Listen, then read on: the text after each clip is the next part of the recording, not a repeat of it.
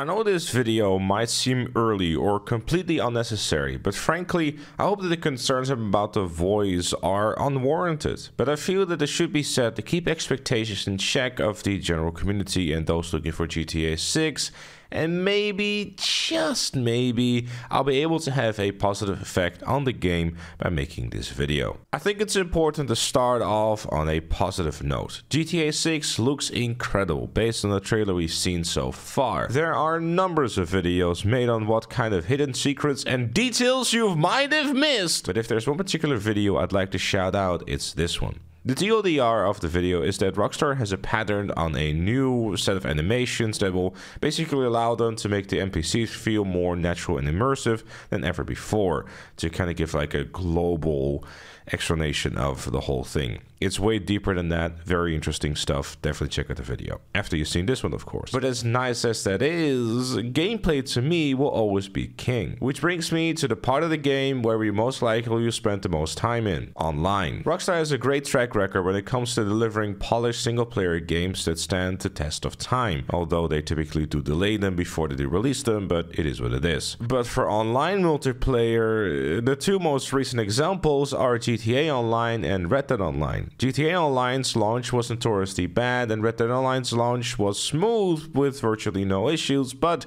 it barely had any content. And while Red Dead Online's community begged and pleaded to Rockstar to please actually give a shit, the game was just simply left abandoned in July of 2021 with not a whole lot to show for it. And GTA Online hasn't seen a substantial update to the game since 2021. Yes, we can be pretty certain of the fact that the development of GTA 6 has had an impact on those decisions. Heck, both games slowed down and support just mere months away from each other. But even before that, updates to both games were slow and typically took about half a year until we would see one. Especially for Red Dead Online, things were left broken for several months, and the same thing sadly goes for GTA Online till this day. But to be fair to Rockstar, a lot of these issues have been addressed in the last 2 years, with quality of life updates that were requested for years finally making its way into the game. And whether this is to make up for the lack of content in the updates, or because they finally and genuinely are listening, we don't know, but it's still great to see. That will require gold to purchase. Do you have some? There's a couple of things we can learn from Red Dead Online that we can be certain it will make its way into GTA 6 Online. Red Dead Online had the now infamous gold bars, a second currency to the game that will allow you to purchase different roles as well as certain clothing items, and sometimes they even were limited time. At the start, the gold currency was quite a grind to acquire. Luckily, this became much easier when the daily challenges came out a while later, allowing you to earn plentiful gold to purchase whatever you might need, which they then decided to nerf to the ground when the game became standalone for a third of the price. Gotta reel in those newbies to buy gold, I suppose. GTA 6 will undoubtedly have a second currency that will lock certain items behind it, and likely is how you'll be able to purchase into the new DLC. But at the same time, GTA Online has a proven track record that might make them think otherwise. And frankly, balancing one currency is a heck of a lot easier than two. But on the flip side, both have their goods and their bads. Having a regular currency so you can buy cars, for example, is a nice way for the quote-unquote free DLCs to not get in the way of the experience, while the secondary currency can simply just stay there and collect dust until an update rolls around, much like the gold did in Red Dead Online, at least for me. Red Dead Online also introduced Rockstar's first idea of a season pass. The Outlaw Pass was an XP-based system that allowed you to unlock some exclusive items not found anywhere else in the game. Personally, I always enjoyed having it in the game, as it gave you an incentive to play the game for a few minutes because you had collections stashed away to redeem the moment that the new Outlaw Pass dropped. Jokes aside, just as long as it's based on XP and not like time like it is in Call of Duty, it's all good by me, because that just sucks plain donkey dick. I'd rather have a system that rewards you for being good at the game and getting like XP and just unlocking it through playing the game, rather than just running around in circles in zombies to level up your battle pass, or just figuring out a way how you can AFK for hours.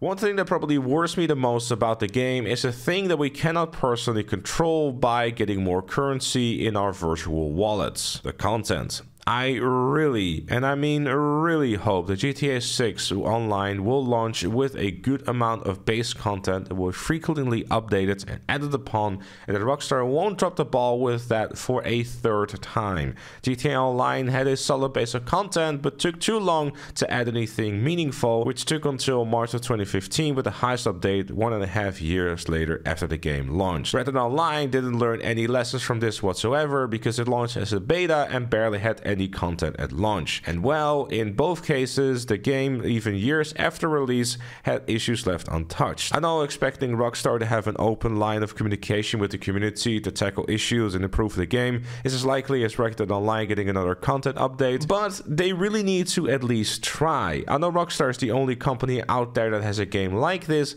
and they really have no competition at all, but one can dream that they look at Fortnite and see how they run their live service and just take a couple of lessons from it. From a content perspective, at least it is. There's open lines of communication, there is frequent updates, there's always something going on every single week, and there's something new. And event weeks, as nice as they aren't exactly, you know, gonna drive anything home, like a new weapon. It's a vastly different game, I'm aware. But there has to be something done to keep the game interesting, especially when I know for a fact that they're gonna have like years and years worth of plans to keep the game alive until GTA 7 or whatever is next comes out. Hello, I like money. It should be no secret to anyone that if you spend 12 years making a game, that you'll probably want to turn a profit, and I think that's totally fine. I know some of you will still think that games are being released because devs enjoy making them, and while that it's true, AAA and sometimes even quadruple A games are there to make that sweet dollar bill, keep the business becoming increasingly more profitable. In GTA Online, we have GTA Plus, which has been extended upon a variety of different ways over the years, and of course the infamous shark cards. And in Red Dead Online, we had gold bars doing most of the heavy lifting. I primarily would like to talk about GTA Plus in this section though, as I feel that nowadays shark cards and the economy in GTA Online is probably in the best place it's ever been. There's so many ways of making money in the game through natural playing or by just doing some very simple tasks on a weekly or daily basis.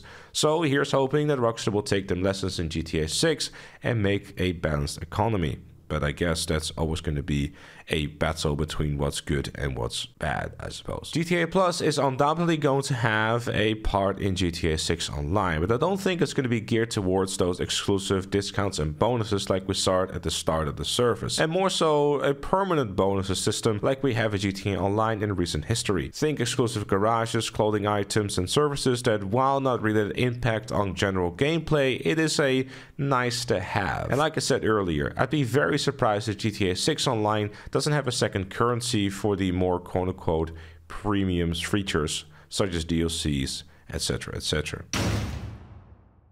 The FOMO in gaming nowadays is running rampant, and even GTA Online has fallen victim to it as well. Rockstar has a history of this with login bonuses practically every week for several years, and the Red Dead Online with limited time clothing. So naturally, it wouldn't surprise me if GTA 6 Online will have similar systems. It's not inherently a bad thing, and some might see it for what it is, as the annoying "you have to be in the game this week or else," while others might see it as a reason to hop on and play the game for a little bit. Whatever side you're on, Rockstar is going to benefit and will have good looking data on their spreadsheets for their investors. I really do hope that this video will be proven to be a complete waste of my time and will just be full of unwarranted concerns a year before release. I know this sounds really funny, but I really hope that some of the writing on the wall of the current gaming industry trends will prove to have no effect on Rockstar. But we also have to keep in mind which game introduced the AAA gaming industry to purchasable currency back in 2013, in case you forgot who introduced them and made them very popular. Regardless, those are my thoughts. Let me know yours in the comments below. Leave a like if you enjoyed, subscribe for more, and become a member like Chloe, GTA Plus, Notorious Jam, Dan, and the Onyx. Thank you for watching, and I'll see you all later.